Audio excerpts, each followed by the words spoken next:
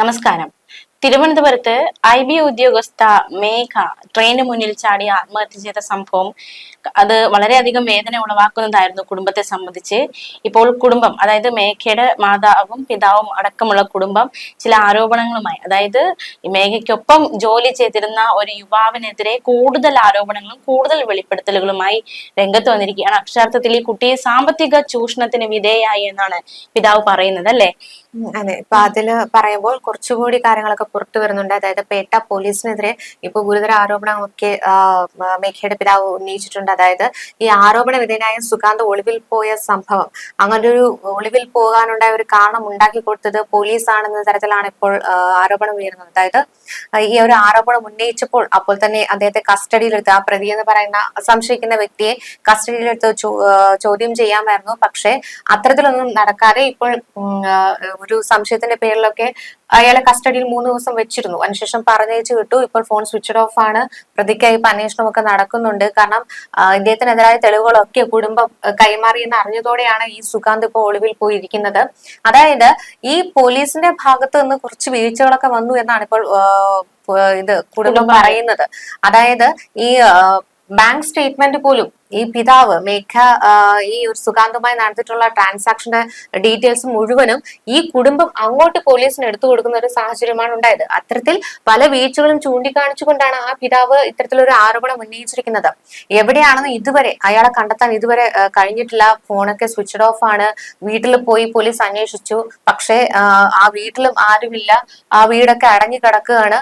അപ്പോൾ പ്രതി കുടുംബത്തോടൊപ്പം എവിടെ മുങ്ങി എന്ന ചോദ്യം ഇപ്പോഴും അവശേഷിക്കുകയാണ്. ഈ പ്രതി ഇനി എങ്ങനെ കണ്ടെത്തും എന്നതും ഒരു ചോദ്യമായിട്ടൊക്കെ ഇപ്പോഴും അവിടെ നിൽക്കുകയാണ്. അതായത് വിവാഹ വാഗ്ദാനം നൽകിയാണ് തന്റെ മകളെ ഇത്തരത്തിൽ ഒരു ആത്മഹത്യയിലേക്ക് നയിക്കുന്ന തരത്തിലൊക്കെ പ്രതി ചെയ്തിട്ടുള്ളതെന്നാണ് ആ കുടുംബം ആരോപിക്കുന്നത്. കല്യാണം കഴിക്കാമെന്ന് പറഞ്ഞുകൊണ്ട് പല കാരണങ്ങൾ പറഞ്ഞ് ഒരു പരിധിവരെയും കൊണ്ടുപോയി സാമ്പത്തികമായി ചൂഷണം ചെയ്തതിനു ശേഷം മകളെ പെട്ടെന്ന് തന്നെ ഒരു ഒഴിവാക്കുന്ന ശ്രമമാണ് ഈ പ്രതി നടത്തിയത്. അതിൽ മന്നൊന്താണ് മകളുടെ ഈ ആത്മഹത്യ എന്നാണ് ഇപ്പോൾ കുടുംബം ആരോപിക്കുന്നത്. അപ്പോൾ അന്വേഷണത്തിലൂടെ ഇതിന് കുറച്ചുകൂടി ഒരു വ്യക്തത വരുത്തണം എന്നാണ് കുടുംബം ആരോപിക്കുന്നത്. എന്തായിരുന്നാലും കേന്ദ്രമന്ത്രി സുരേഷ് ഗോപി അവിടെ എത്തിയിട്ടുണ്ടായിരുന്നു, വീട്ടിൽ വന്നിട്ടുണ്ട്. അതായത് കുടുംബത്തെ ചേർത്ത് നിർത്തണമെന്നൊരു ഉദ്ദേശത്തോടു കൂടി തന്നെയാണ് അദ്ദേഹം അവിടെ വന്നിരിക്കുന്നത്. കാരണം IB നമുക്കറിയാം, ഇന്റലിജൻസ് ബ്യൂറോ കേന്ദ്രത്തിന്റെ കൂടെയാണ്. അപ്പോൾ അവരും ഇതിൽ അന്വേഷണം നടത്തുന്നുണ്ട്. അപ്പോൾ ഈ കുറ്റക്കാരനെന്ന് നമ്മൾ ഇപ്പൊ പറയുന്ന സുകാന്ത് എവിടെയാണെന്നുള്ള ഒരു വിവരം ഇതുവരെ പുറത്തു വന്നിട്ടില്ല. അപ്പൊ പോലീസിന്റെ ആദ്യഘട്ടത്തിൽ ഉണ്ടായ ഒരു വീഴ്ച പ്രതിക്ക് രക്ഷപ്പെടാൻ വഴിയൊരുക്കിയെന്നാണ് കുടുംബം ഇപ്പൊ പറഞ്ഞിരിക്കുന്നത്. കേവലം ബാങ്ക് വിവരങ്ങൾ പോലും പോലീസിന് അങ്ങോട്ട് കൊടുക്കേണ്ട ഒരു അവസ്ഥയാണ് ഇപ്പൊ കുടുംബത്തിന് വന്നിരിക്കുന്നത്. അപ്പോൾ ഇയാളെ കസ്റ്റഡിയിലൊക്കെ വാങ്ങി ഇനി കൂടുതൽ ചോദ്യം ചെയ്യാൻ മാത്രമേ ഇയാൾ എന്തൊക്കെ തരത്തിലാണ് ചൂഷണം നടത്തിയിട്ടുള്ളത്, സാമ്പത്തികമായിട്ടാണോ, ഇനി മറ്റെന്തെങ്കിലും തരത്തിൽ മേഘയെ ഭീഷണിപ്പെടുത്തിയിട്ടുണ്ടോ, എന്തെങ്കിലും ചിത്രങ്ങളോ മറ്റെന്തെങ്കിലും ഒക്കെ കാണിച്ച് ഭീഷണിപ്പെടുത്തിയിട്ടുണ്ടോ, ആരെങ്കിലും പിന്നിലുണ്ടോ എന്നൊക്കെ മനസ്സിലാക്കാൻ കഴിയുള്ളൂ. കാരണം പെട്ടെന്ന് ഈ കുടുംബം പറയുന്ന പോലെ പെട്ടെന്ന് ഇത്തരത്തിലൊരു ആത്മഹത്യ ചെയ്യണമെങ്കിൽ അത്തരത്തിലൊരു ഭീഷണി അവിടെ ഉണ്ടായിരിക്കണം. പക്ഷെ കുടുംബം വേറൊരു കാര്യം കൂടെ ഇവിടെ പറയുന്നുണ്ട്. അതായത് ഈ 9 മാസത്തോളമായിട്ട് മേഘയുടെ ബാങ്കിലെ ട്രാൻസാക്ഷൻ നോക്കിയാൽ അറിയാം, 9 മാസത്തോളമായിട്ട് മേഘയ്ക്ക് വരുന്ന സാലറി അടക്കം എല്ലാം കൈക്കലാക്കിയിരുന്നത് ഈ സുകാന്താണ്. അതായത് ഒരു 24 തൊട്ട് ഏകദേശം 1.5 ലക്ഷം രൂപ വരേക്കും ഈ ഒരു ഉദ്യോഗസ്ഥ പദവിയിൽ ഇരിക്കുന്നവർക്ക് സാലറി കിട്ടുന്നുണ്ട്.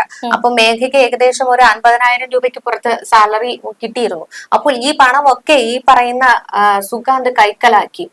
വിവിധ കാര്യങ്ങളൊക്കെ പറഞ്ഞിട്ടായിരിക്കാം ഇയാൾ കൈക്കലാക്കിയത്. അതായത് സാലറി വീഴുന്ന സ്പോട്ടിൽ തന്നെ UPI ട്രാൻസാക്ഷൻ വഴി ഈ പൈസയൊക്കെ അയാൾ കൈക്കലാക്കിയിരിക്കുകയാണ്. അപ്പോൾ എല്ലാ തരത്തിലും ഈ പ്രതി എന്ന് സംശയിക്കപ്പെടുന്ന ഈ വ്യക്തി എല്ലാ തരത്തിലും മേഘയിൽ നിന്ന് സാമ്പത്തികമായി ചൂഷണം ചെയ്തിട്ട് അവസാനം മേഘയ്ക്ക് ഈ വാടക കൊടുക്കാനായിരുന്നാലും ഫുഡിനായിരുന്നാലും ഒക്കെ മേഘ ആവശ്യപ്പെടുമ്പോഴൊക്കെ അയാൾ പൈസ കൊടുത്തിരുന്നു. ഏകദേശം ഒരു 3.5 ലക്ഷം രൂപ അടുപ്പിച്ച് ഒറ്റയടിക്ക് പ്രതി മേഘയിൽ നിന്ന് പൈസ ട്രാൻസാക്ഷൻ നടത്തിയിട്ടുണ്ട്. പിന്നെ ഈ വാടക കൊടുക്കാനായിരുന്നു മറ്റു കാര്യങ്ങൾക്കൊക്കെ ആയിട്ട് 1 ലക്ഷം രൂപയ്ക്ക് അടുത്ത് മേഘയ്ക്ക് ഇട്ടുകൊടുത്തതായിട്ടും ട്രാൻസാക്ഷനിലുണ്ട്. പക്ഷെ മറ്റു തരത്തിൽ വാങ്ങിയ ഒരു പൈസയും ഇതുവരെ കൊടുത്തിട്ടില്ല. ഈ ഒരു തെളിവാണ് ഇപ്പോൾ പിതാവ് ഈ പോലീസിനും IBക്കും അടക്കം കൈമാറിയിരിക്കുന്നത്. അപ്പോൾ അത്തരത്തിൽ സാമ്പത്തികമായ ഇടപാടിൽ മേഘ ചതിക്കപ്പെട്ടിട്ടുണ്ട്. ആഹാരത്തിന് പോലും മേഘ അയാളോട് കൈനീട്ടേണ്ട ഒരു അവസ്ഥയാണ് വന്നിരിക്കുന്നത്. ഈ പിതാവ് പറയുന്നുണ്ട്, ഒരു തരത്തിലും മകളിൽ നിന്ന് ഒരു പൈസ പോലും ഈ പിതാവോ മാതാവോ വാങ്ങിയിരുന്നില്ല. കാരണം ആശുപത്രി ചെലവിന് അടക്കമായിരുന്ന പോലും, അതായത് മകൾക്ക് എന്തെങ്കിലും അസുഖം വന്നാൽ പോലും ഈ പിതാവും മാതാവുമാണ് എല്ലാ കാര്യങ്ങളും ചെലവാക്കിയിരുന്നത്. അപ്പോൾ മകൾ ഇത്തരത്തിൽ സാലറി ഒക്കെ കിട്ടുമ്പോൾ ഈ പിതാവ് ഒരു രൂപ പോലും വാങ്ങിയിട്ടില്ല. കാരണം മകൾ ആ പൈസ സമ്പാദിക്കട്ടെ എന്നാണ്, അല്ലെങ്കിൽ സമ്പാദിക്കുന്നു എന്നാണ് ആ പിതാവ് കരുതിയിരുന്നത്. പക്ഷേ ഈ ഒരു മരണത്തോടെയാണ്, ആ സഞ്ചയന ചടങ്ങിന് വന്ന പല സുഹൃത്തുക്കളുടെയും വെളിപ്പെടുത്തലോടെ അദ്ദേഹം ആ ഒരു ബാങ്ക് സ്റ്റേറ്റ്മെന്റ് എടുത്തപ്പോഴാണ് ഇത്തരത്തിലൊരു സാമ്പത്തിക ചൂഷണം നടന്നുവെന്ന് ആ പിതാവ് തിരിച്ചറിഞ്ഞത് തന്നെ. ശരിക്കും ആ ഈ കൂടെ വർക്ക് ചെയ്യുന്ന വ്യക്തി നമുക്ക് രണ്ട് രീതിയിൽ ചിന്തിക്കാമല്ലോ. ഒന്നാം അത് ഇയാള് സാമ്പത്തികത്തിന് വേണ്ടി ആ കുട്ടിയുമായിട്ട് സൗഹൃദത്തിലായി അവളുടെ സാമ്പത്തികം മുഴുവൻ ചൂഴ്ന്നെടുത്തു എന്ന് നമുക്ക് പറയാം. രണ്ടാമത്തെ രീതിയിലാണെങ്കിൽ എന്താ ഒരു ശരിക്കും അത് തന്നെയാണ് സംഭവിച്ചിരിക്കുന്നത് തോന്നുന്നു. ഈ പറഞ്ഞു കേട്ടതനുസരിച്ച് അത് തന്നെയാണ് സംഭവിച്ചിരിക്കുന്നത്. പ്രണയം നടിച്ച് അവളിൽ നിന്ന് പണം അല്ല, ഇപ്പൊ ഒരു സംഭവം കൂടി വൈറലാവുന്നുണ്ട്. അതായത് ഈ മേഘയുടെ സഹപ്രവർത്തകയുടെ അമ്മ ഒരു വെളിപ്പെടുത്തൽ നടത്തിയെന്ന രീതിക്ക് ഇപ്പൊ സോഷ്യൽ മീഡിയയിൽ ഒരു സംഭവം വൈറലാവുന്നുണ്ട്. അതായത് ഈ മേഘ ഏറ്റവും അവസാനമായിട്ട് ഇയാളോട് സംസാരിച്ചത് ഏകദേശം 8 മിനിറ്റ് ആണ്. അപ്പോൾ ആ സമയത്ത് മേഘ തിരിച്ചറിയുന്നത് ഈ പ്രതിക്ക് ഒരേ സമയം, അതായത് ഇയാൾ മലപ്പുറത്തായിരുന്നു ഇയാൾ ജോലി ചെയ്തിട്ടിരുന്നത്, മേഘ തിരുവനന്തപുരത്തും. അപ്പോൾ ആ മലപ്പുറത്ത് അയാൾ ജോലിക്ക് കയറിയ സമയത്ത് ഇയാൾക്ക് വേറൊരു പ്രണയബന്ധം ഉണ്ടായിരുന്നു. അപ്പോൾ ആ പെൺകുട്ടിയെ വിവാഹം കഴിക്കാനായിരുന്നു ഇയാളുടെ ഉദ്ദേശം. അപ്പൊ ആ പെൺകുട്ടിക്ക് വേണ്ടിയിട്ട്, അല്ലെങ്കിൽ ആ വിവാഹം കഴിക്കാനായിട്ട് മേഘയെ സാമ്പത്തികമായി ചൂഷണം ചെയ്തു. അതായത് മേഘയിൽ നിന്ന് പണം തട്ടി എടുക്കുകയായിരുന്നു ഒരു സമയം. അതോടൊപ്പം തന്നെ മേഘയെ ഒഴിവാക്കുക എന്നൊരു ശ്രമം കൂടെ പ്രതി നടത്തിയിട്ടുണ്ട്. കാരണം ഇയാളുടെ മനസ്സിൽ മറ്റൊരു പെൺകുട്ടിയായിരുന്നു, ആ പെൺകുട്ടിയെ വിവാഹം കഴിക്കണമായിരുന്നു. അപ്പോൾ അത്തരത്തിൽ രണ്ട് നീക്കമാണ് ആ പ്രതി നടത്തിയത്. ഒന്ന് മേഘയെ ഒഴിവാക്കുകയും വേണം, മറ്റു പ്രണയിനെ വിവാഹം കഴിക്കുകയും വേണം. അപ്പോൾ ഇത്തരത്തില് ഇയാൾക്ക് പ്രണയബന്ധമുണ്ട് എന്ന് അവസാനമായിട്ട് ഈ മേഘയോട് ഇയാൾ പറയുകയാണ്. ആ സമയത്താണ് മേഘത്തെ തിരിച്ചറിയുന്നത്. അങ്ങനെ അതിന്റെ പേരിൽ വഴക്കാകുന്നു, എനിക്ക് നിന്നെ വേണ്ട, എനിക്ക് ആ പെൺകുട്ടിയെ മതി എന്ന് പറയുന്നു. പെട്ടെന്ന് തന്നെ മേഘ നിയന്ത്രണം വിട്ട് ഇത്തരത്തിലൊരു ആത്മഹത്യ ചെയ്യുന്നു എന്നാണ് അവർ പറയുന്നത്. അപ്പോൾ ഈ പിതാവും പറയുന്നുണ്ട്, ഈ പെൺകുട്ടിയുടെ സഹപ്രവർത്തകർ, അതായത് ഈ പറയുന്ന യുവാവിന് മറ്റു പലരുമായിട്ട് ബന്ധമുണ്ട് എന്നുള്ള മൊഴിയൊക്കെ കൊടുത്തിട്ടുണ്ടെന്ന്. അപ്പൊ അത്തരത്തിലൊരു ഫ്രോഡ് തന്നെയാണ് ഈ പറയുന്ന സുകാന്ത് എന്ന് പറയുന്ന വ്യക്തി. അപ്പൊ ഈ വ്യക്തിയുടെ ഫോട്ടോയൊക്കെ ഇപ്പൊ പുറത്തു വന്നിട്ടുണ്ട്. അപ്പൊ അത്തരത്തിലൊരു ഫ്രോഡ് പണി, ഒരേ സമയം ഒരു പെൺകുട്ടിയെ പ്രണയിക്കുകയും ആ പ്രണയിച്ചുകൊണ്ട് തന്നെ അയാൾക്ക് സാമ്പത്തികമായി ഉന്നമനത്തിനായി ആ പണം കൈകാര്യം ചെയ്യുന്നു. തന്റെ വിവാഹം അല്ലെങ്കിൽ തന്റെ മറ്റൊരു കാമുകിയുമൊത്തുള്ള ജീവിതത്തിന് വേണ്ടിയിട്ട് ഈ ഒരു പെൺകുട്ടിയെ കരുവാക്കുന്നു. അത്തരത്തിൽ ചിലപ്പോൾ മേഘ ഇത്തരത്തിലൊരു ആത്മഹത്യയിലേക്ക് തള്ളിവിട്ടത് താൻ നല്ലവനാണ് എന്ന് തന്റെ കുടുംബത്തോട് പറഞ്ഞു നടന്ന ഒരു വ്യക്തിയാണ് പെട്ടെന്ന് തന്നെ ഇത്തരത്തിലൊരു മലക്കം മറിഞ്ഞുകൊണ്ട് മറ്റൊരു പ്രണയബന്ധമുണ്ട്, സാമ്പത്തികമായി ചൂഷണം ചെയ്യുന്നു, തന്റെ ഇത്രയും നാളത്തെ സമ്പാദ്യമൊന്നും ബാങ്കിലില്ല, തന്റെ ഇത്ര നാളത്തെ സാമ്പത്തികമായിട്ടുള്ള പണമൊന്നും ഇപ്പൊ തന്റെ കൈവശമില്ല, എങ്ങനെ ഇയാളെ കുറിച്ച് വീട്ടിൽ അവതരിപ്പിക്കും, തന്നെ അമ്മയും അച്ഛനും അത് എങ്ങനെ എടുക്കും, സാമ്പത്തികമായി ഇത്തരത്തിലൊരു ചൂഷണം ഉണ്ടായത് പറയുമ്പോൾ ഇവര് എറണാകുളത്തേക്ക് പലപ്പോഴും പോയിട്ടുണ്ട്.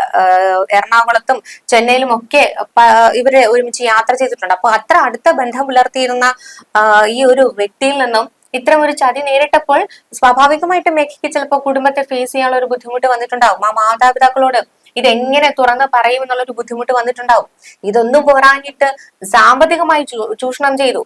ഈ 9 മാസത്തെ സാലറിയും ഇയാൾ തന്നെയാണ് കൈക്കലാക്കിയിരിക്കുന്നത്. അപ്പൊ ഭയങ്കര വിശ്വാസവഞ്ചനയാണ് ഈ സുകാന്ത് എന്ന് പറയുന്ന ആള് മേഘയോട് കാണിച്ചിരിക്കുന്നത്. പ്രണയം നടിച്ച് അവളുടെ സാമ്പത്തികം മുഴുവൻ എടുത്ത് മറ്റൊരു പെണ്ണിനെ ഇഷ്ടമാണെന്ന് പറയുന്നു. അപ്പൊ എന്തുമാത്രം ഒരു മാനസികമായിട്ടുള്ള വിഷമത്തിലൂടെ ആയിരിക്കും ഇത്രയും പെട്ടെന്നൊരു ആത്മഹത്യയിലേക്ക് മേഘ നയിക്കപ്പെടണമെങ്കിൽ എന്തുമാത്രം ആ ഒരു ബുദ്ധിമുട്ട്, അല്ലെങ്കിൽ മാനസികമായിട്ട് എന്തുമാത്രം ചതിക്കപ്പെട്ടിട്ട്, അല്ലെങ്കിൽ എന്തുമാത്രം തകർന്നിട്ടായിരിക്കും ആ കുട്ടി പെട്ടെന്ന് മരണം തിരഞ്ഞെടുത്തത് അല്ലേ? മേഘയുടെ ഈ ഒരു അവസ്ഥയെ വെച്ച് നോക്കുകയാണെങ്കിൽ മേഘയ്ക്ക് ഇതിലും നല്ലൊരു ജീവിതം ലഭിക്കുമായിരുന്നു നമുക്ക് ഇപ്പം എല്ലാവരും പറയും. കാരണം പെട്ടെന്നൊരു ആത്മഹത്യ, പ്രണയച്ചതിയിൽ പെട്ടു, അതുകൊണ്ട് അവൾ സൂയിസൈഡ് ചെയ്തു, അവൾക്ക് ഇതിനും നല്ലൊരു പ്രണയബന്ധം കിട്ടുമായിരുന്നു എന്നൊക്കെ എല്ലാവർക്കും പറയാം. പക്ഷെ കാരണം അത്രയും നല്ലൊരു പൊസിഷനിലാണ് ആ പെൺകുട്ടി ജോലി ചെയ്തിരുന്നത്. 1 ലക്ഷത്തിനടുത്ത് മാസം ശമ്പളം കിട്ടുന്നു. പക്ഷെ ഇത്രയൊക്കെ ഉണ്ടായിട്ടും സ്വാഭാവികമായിട്ടും എല്ലാവരും ചിന്തിക്കും പോലെ മേഘ മറ്റൊരു വിവാഹത്തിനല്ല തയ്യാറായത്. കാരണം ഇത്തരത്തിലൊരു കൊടും ചതി ഇതിന് പിന്നിൽ നടന്നിട്ടുണ്ട്. ആ പെൺകുട്ടിയെ സാമ്പത്തികമായി ചൂഷണം ചെയ്തെന്ന് വെച്ച് കഴിഞ്ഞാൽ 1 രൂപ പോലും ആ പെൺകുട്ടിക്ക് ഒരു മിച്ചം പിടിക്കാൻ കഴിയാത്ത വിധത്തിൽ അയാൾ ചൂഷണം ചെയ്തു.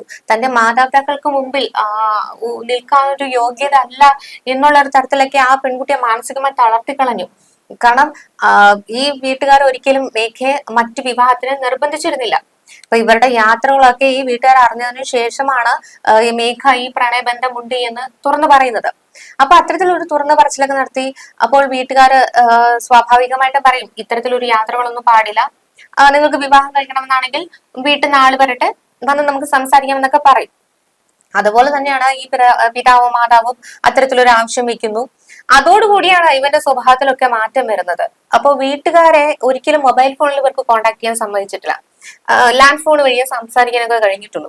അപ്പൊ ലാൻഡ് ഫോണിൽ വിളിക്കുമ്പോൾ ഇവർ ആദ്യം പറഞ്ഞതെന്ന് വെച്ച് കഴിഞ്ഞാൽ വിവാഹം നമുക്ക് കുറച്ചു കഴിഞ്ഞിട്ട് നടത്താം, അതായത് IAS കിട്ടിയതിനു ശേഷം മാത്രം മതി ഈ വിവാഹം എന്നാണ് ഈ വീട്ടുകാര്, അതായത് ഈ വിളിച്ച സുഗാന്തിന്റെ വീട്ടുകാർ എന്ന പേരിൽ വിളിച്ചവർ സംസാരിച്ചത്. അതിനി സുഗാന്തിന്റെ കുടുംബമാണോ എന്നൊന്നും നമുക്കറിയില്ല, വ്യക്തതയില്ല, അത്തരത്തിൽ പറഞ്ഞത്. അപ്പോ പല കാരണങ്ങൾ കൊണ്ടും ഈ വിവാഹം നീട്ടിക്കൊണ്ടു പോകുന്നു. ഈ വിവാഹം നീട്ടിക്കൊണ്ടു പോകുന്നതിനിടയ്ക്കും സാമ്പത്തികമായി ഇവിടെ ചൂഷണം ചെയ്തുകൊണ്ടിരിക്കുകയാണ്.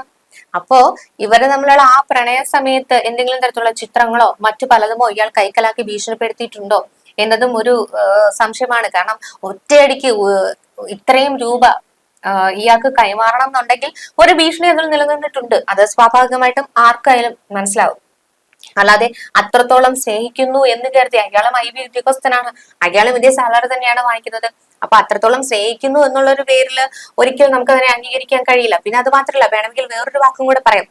ചിലപ്പോൾ പൈസ ഇവര് രണ്ടുപേരും എന്തായാലും വിവാഹം കഴിക്കും, അതുകൊണ്ട് സേവ് ചെയ്യാനായിട്ട് ഒരാള് അതായത് മറ്റു കാര്യങ്ങൾക്ക് വേണ്ടിയിട്ട് ദൂരത്തടിക്കാതിരിക്കാൻ വേണ്ടിയിട്ട് ഒരാള് ഈ സാലറി വാങ്ങിച്ച് സേവ് ചെയ്യുന്നു എന്ന രീതിക്കൊക്കെ എടുക്കാം. പക്ഷെ ഒരിക്കലുമല്ല, നമുക്കത് വിശ്വസിക്കാനും പറ്റില്ല.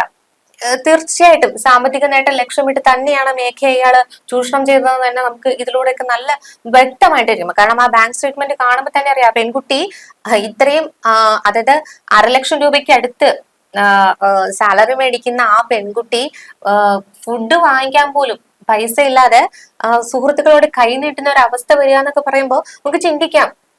എന്നിട്ട് അവസാനം ഈ സുഹൃത്തുക്കൾ തന്നെ ചോദിക്കുന്നുണ്ട്, നീ ഈ പൈസക്ക് എന്ത് ചെയ്യുന്നു എന്ന് ചോദിക്കുമ്പോൾ അത് അച്ഛനും അമ്മയും ആവശ്യപ്പെട്ടു, അതുകൊണ്ട് അവർക്ക് കൊടുത്തു എന്നാണ് പറയുന്നത്. ശരിക്കും ആ അച്ഛനും അമ്മയും ഇപ്പൊ പറയുന്നുണ്ട്, 1 രൂപ പോലും ഞങ്ങൾ ചോദിച്ചിട്ടില്ല, ഞങ്ങൾ വാങ്ങിയിട്ടില്ല. ആശുപത്രിയിലെ കേസ് ആയിരുന്നാൽ പോലും മകൾക്ക് എന്തെങ്കിലും സാധനങ്ങൾ വാങ്ങിക്കണമെങ്കിൽ പോലും ഞങ്ങളാണ് അങ്ങോട്ട് വാങ്ങിക്കൊടുത്തത്.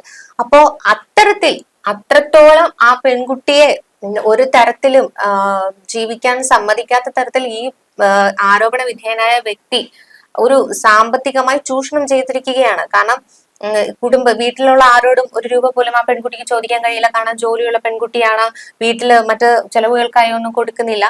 അപ്പോൾ ഈ പറഞ്ഞ മേഘ മറ്റു പലരും നിന്ന് ഇനി കടങ്ങളൊക്കെ വാങ്ങിയിട്ടുണ്ടോ എന്നൊക്കെ നമുക്ക് അന്വേഷണത്തിലൂടെ മനസ്സിലാകത്തുള്ളൂ.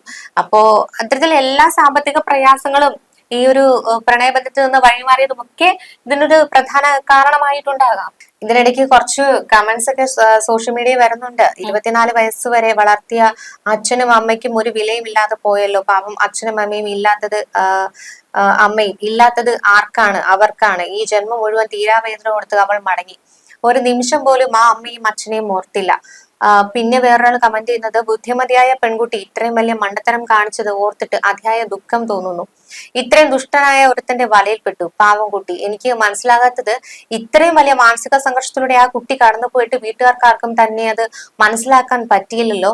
ആ കുട്ടിയുടെ മുഖത്തു നിന്നും അവളുടെ സങ്കടങ്ങൾ പാരന്റ്സിന് വായിച്ചെടുക്കാൻ പറ്റിയില്ലല്ലോ എന്നൊക്കെയാണ് ആ പിതാവ് പറയുന്നുണ്ട്. ആ പെൺകുട്ടി മകള് വീട്ടിലെത്തിയപ്പോൾ ഭയങ്കര ഹാപ്പി ആയിരുന്നു. അത്തരത്തിലൊരു പ്രശ്നം മകൾക്കുണ്ട് എന്ന് അവൾ പുറമെ കാണിച്ചിട്ടില്ല. പിന്നെ എങ്ങനെ ആ വീട്ടുകാർക്ക് അറിയാം മകൾ ഇത്തരത്തിലൊരു കടുങ്കൈ ചെയ്യുമെന്ന്? അന്ന് വരെയും മകളെ സന്തോഷത്തോടെ കണ്ട പിതാവ് ഇപ്പൊ കാണുന്നത് ചേതനയുടെ ശരീരമായാണ്. ആ കുടുംബത്തിന്റെ വേദന നമുക്ക് ഊഹിക്കാവുന്നതിനും അപ്പുറമാണ്. ഒരു സംശയത്തിന് ഇട പോലും നൽകിയിട്ടില്ല എന്നുള്ളതാണ്. പിന്നെ സഹപ്രവർത്തകർ പറയും പോലെ കുറച്ചു നാളായി ആരുമായിട്ടും വലിയ സംസാരമൊന്നുമില്ല എന്ന്. കാരണം ഇത്തരം പ്രശ്നങ്ങളൊക്കെ അലട്ടിയിട്ടുണ്ടാവും, സാമ്പത്തികമായിട്ടുള്ള പ്രശ്നങ്ങൾ. കാരണം വീട് വിട്ടും നാട് വിട്ടും മാറി നിൽക്കുന്ന ഒരു പെൺകുട്ടിയാണ്. അപ്പൊ സാമ്പത്തികമായ പല ആവശ്യങ്ങളും വരുമ്പോൾ അതായത് ജോലി ചെയ്ത് തന്റെ ശമ്പളം മറ്റൊരാൾ വാങ്ങിയിട്ട് അയാളിൽ നിന്ന് കൈ നീട്ടി വാങ്ങിക്കേണ്ടി വരുന്ന ഒരു അവസ്ഥ എന്ന് പറയുമ്പോൾ ഊഹിക്കാവുന്നതാണ്. അപ്പോൾ അത്തരത്തിൽ പ്രശ്നങ്ങൾ. പിന്നെ വേറൊരാള് കമന്റ് ചെയ്തിരിക്കുന്ന വേറൊരാള് കമന്റ് ചെയ്തെന്ന് വെച്ച് കഴിഞ്ഞാൽ, അവൻ മേഘയെ ദുരുപയോഗം ചെയ്തു, ചിത്രങ്ങൾ കൈക്കലാക്കി ബ്ലാക്ക് മെയിൽ ചെയ്തു, ഉടൻ പോലീസ് നടപടി എടുക്കണം, തെളിവുകളെല്ലാം അയാൾ നശിപ്പിച്ചു കഴിഞ്ഞു എന്നൊക്കെയാണ് മറ്റൊരു പ്രതികരണം വന്നത്. അത് തന്നെയാണ് നമുക്കും സംശയിക്കേണ്ടി വരിക.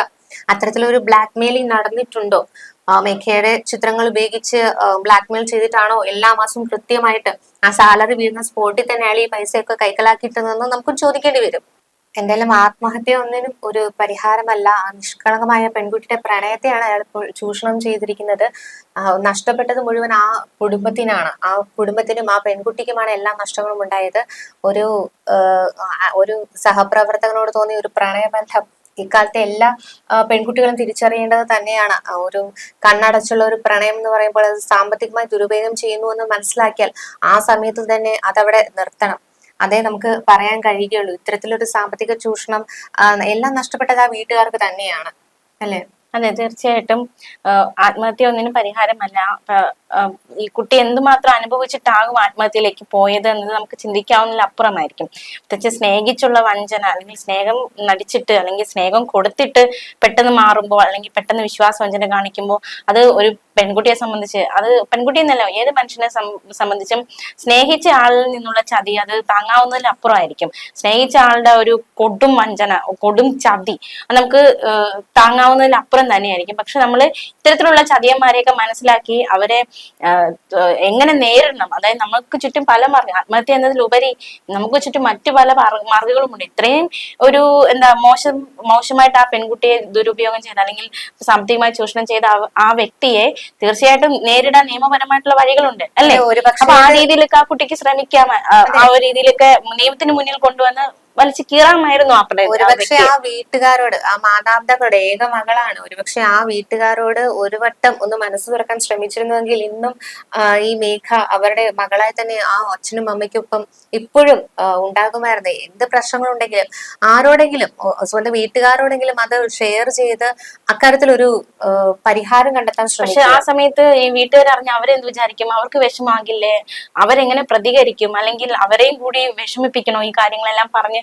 അങ്ങനെയൊക്കെ ചിന്തിച്ചിട്ടുണ്ടാകാം. തീർച്ചയായും അത് തന്നെ ആയിരിക്കുമല്ലോ ഇതിലോട്ട് നയിച്ചത്. എങ്കിലും നമ്മൾ പറയുകയാണ്, ഇനി ഒരു മേഘ ആവർത്തിക്കപ്പെടരുത്. ഇത്തരത്തിൽ പല ചതികളിലും പെടുന്നവരുടെ ദിനം പ്രതി കൂടി വരികയാണ്. പ്രത്യേകിച്ച് ഒരു മൊബൈൽ ഫോൺ ഉണ്ടെങ്കിൽ ഇക്കാലത്ത് സോഷ്യൽ മീഡിയയിലെ ഇൻസ്റ്റാഗ്രാം ആയിക്കോട്ടെ, റീൽസുകളായിക്കോട്ടെ, ഇതിലൊക്കെ പല ചതികളും ഒളിഞ്ഞിരിപ്പുണ്ട്. അപ്പൊ അത്തരത്തിൽ പരിചയപ്പെട്ടും അല്ലാതെയും സഹപ്രവർത്തകരായിക്കോട്ടെ ആരായിരുന്നാലും സാമ്പത്തികമായി ചൂഷണം ചെയ്യാൻ ലക്ഷ്യമിടുന്നുണ്ട് എന്ന് മനസ്സിലാക്കിയാൽ തീർച്ചയായിട്ടും അവിടെ നിന്ന് അകലം പാലിക്കുക. കാരണം നമ്മളെല്ലാരും ജോലി ചെയ്യുന്നവരാണ്. നമ്മുടെ ജോലി സ്ഥലങ്ങളിൽ നമുക്ക് പ്രണയ ബന്ധങ്ങൾ ഉണ്ടാകാം, സുഹൃത്ത് ബന്ധങ്ങൾ ഉണ്ടാകാം, അങ്ങനത്തെ പല പല ബന്ധങ്ങളും ഉണ്ടാകാം.